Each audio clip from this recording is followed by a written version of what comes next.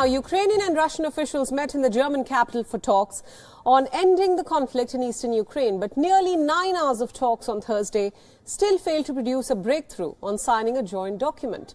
However, both sides agreed to keep talking. Talks with the French and German officials aimed at ending an 8-year-long separatist conflict in eastern Ukraine.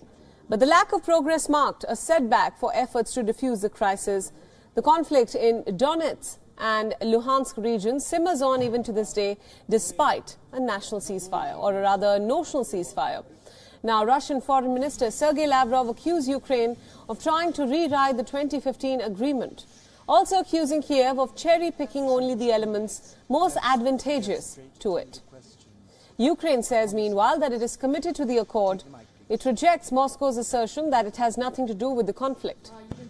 Kiev said that Russia has forces inside Ukraine, fighting alongside the separatists. Following the build-up of its forces near Ukraine, Russia held military exercises in Belarus and the Black Sea. Ukraine also staged war games, which will run until February 20th. In a new point of friction, Ukraine criticized the Russian naval exercises. Kiev said that it was part of a hybrid war, adding that the exercises had made navigation in the Black Sea along with the Sea of Azov virtually impossible. Fearing an invasion, in fact, the US now has urged Americans in the country to leave immediately. The advisory came due to increased threats of Russian military action. Leaders on all sides are now still hopeful for some kind of diplomacy would prevail. Russian President Vladimir Putin said that negotiations with the West continue in the open and closed modes and that Moscow is preparing a response to both NATO and Washington. US President Joe Biden, meanwhile, urged Americans to immediately leave Ukraine as Russian troop deployment and military drills deepen the fears of an invasion. In an interview to the NBC News website, Biden said that things could escalate quickly and that if Russia invades Ukraine, there is no scenario where he would send in troops to rescue Americans if they are trapped.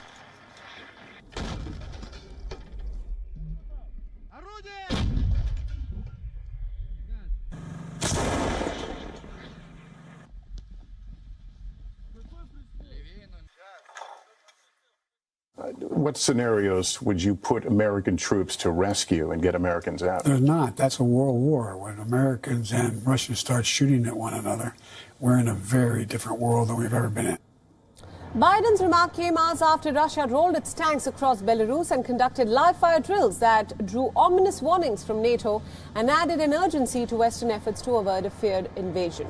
Meanwhile, amid heightened tensions between NATO and Russia over Ukraine, the US Air Force's B-52 strategic bombers landed in Britain for scheduled NATO exercises. The deployment comes amid fears that Russia is in fact planning to invade its pro-Western neighbor, Ukraine.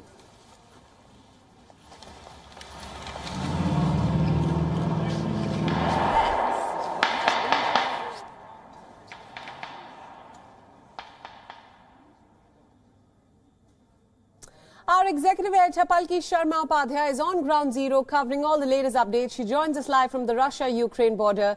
Now, my first question to you, Palki, you have been reporting for us from Kiev for weeks now. You are currently reporting, in fact, from a very sensitive area, gauging public sentiment during the conflict. What's your assessment of what's happening on ground? I'm at the Senkivka border checkpoint, and this site where I'm standing will be the site of the opening battle in case Russia decides to invade Ukraine. Because to my right is Belarus. This road leads to Belarus. The border is right behind where we are standing. And to my left is Russia. And where we are is Ukraine. In front of me, you see the last Ukrainian village on the northern side, which is Senkivka. So this is a very, very significant spot. A former defense minister of Ukraine recently said that the 600-mile-long border between Ukraine and Belarus is a high-risk zone. And we went here today to see what was happening, because on the other side of the border, I'm sure you know that Russia and Belarus are conducting drills. They have S-400 missile systems, Su-35 fighter jets, Iskander missiles, tanks, all sorts of military deployment, and 30,000 troops. And so this is a very sensitive zone. The border guards who are stationed here are prepared, they say, for whatever is coming. They've always operated under the shadow of war, and they understand the risks involved, but they are standing steady. We were given a tour of this area, and a lot of places are out of bounds, you would understand, because of security concerns. There were vast stretches of land where we told we could not step on because there were landmines. But this is the last Ukrainian village. This is a border checkpoint beyond which we have Russian territory. Right. Now, Palki, there are also multiple narratives about the current conflict that are ongoing globally right now. The US, of course, is warning Americans to leave Ukraine, warning of the crisis escalating. How will all this impact the ongoing tensions between Russia and the West?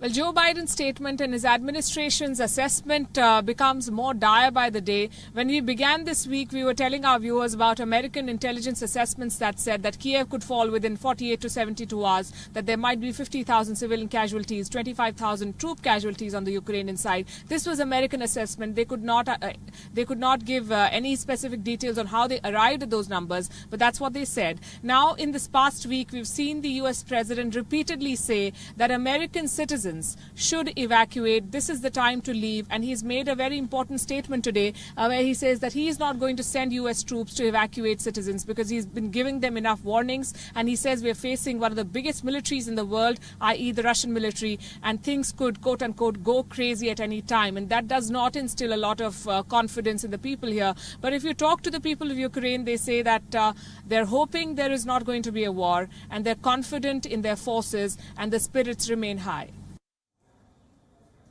Absolutely. Now, there have been some updates in this conflict, of course. More information is trickling in, Palki. Recent satellite images, in fact, show more Russian deployment. What's your take on the same? Will this create more fears in the region, especially of an invasion? That is concerning. We've seen Russian warships in the Black Sea. We've seen newer images coming out. So that is one thing that remains a constant, you could say, Priyanka, that Russian deployments continue to go up, even as Russia says that it does not want a war. It is adding more troops. It is adding more in terms of military equipment and encircling Ukraine. And that remains a point of concern. At the same time, we understand that there is still room for talks, because the latest Russian statement says that they're not happy with U.S. troop deployments in Europe. They say that is not acceptable, and they are going to push for the Minsk Accords in the United Nations Security Council, that meeting that is scheduled for the 17th of February. And that gives one hope that talks are still going to continue, even though Europe's shuttle diplomacy has not delivered any results. And even while there are war clouds hovering over this region, you see that trucks are still passing. This is a very sensitive border. There are checks happening at every point, but commerce has not stopped, and that gives people some hope. Right. Now, Palki, you're obviously in Kiev, in Ukraine. You've been getting us all the updates from ground. But I think the biggest question as of now is what's going on in the minds of the Ukrainian people? Are they fearing the worst at the moment? There is tension, and that is undeniable. Everyone you speak to says that there is no telling what Vladimir Putin does and which way the Russians will go. And everyone is aware of the fact that the Russian military is very big. It could overwhelm the Ukrainians if they so desire.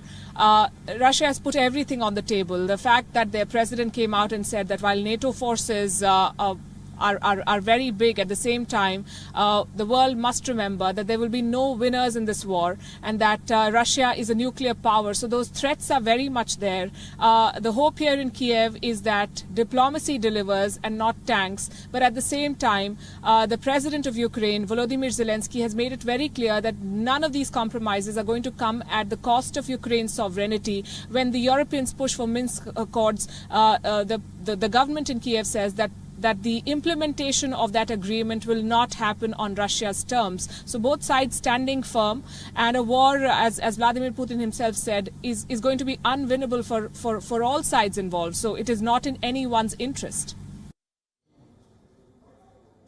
Right, absolutely. Palki Sharma Upadhyay, our executive editor, joining us from Ukraine. Thank you so much for all those insights, and thanks for joining us on WION. WION World is One is now available in your country. Download the app now and get all the news updates on the move.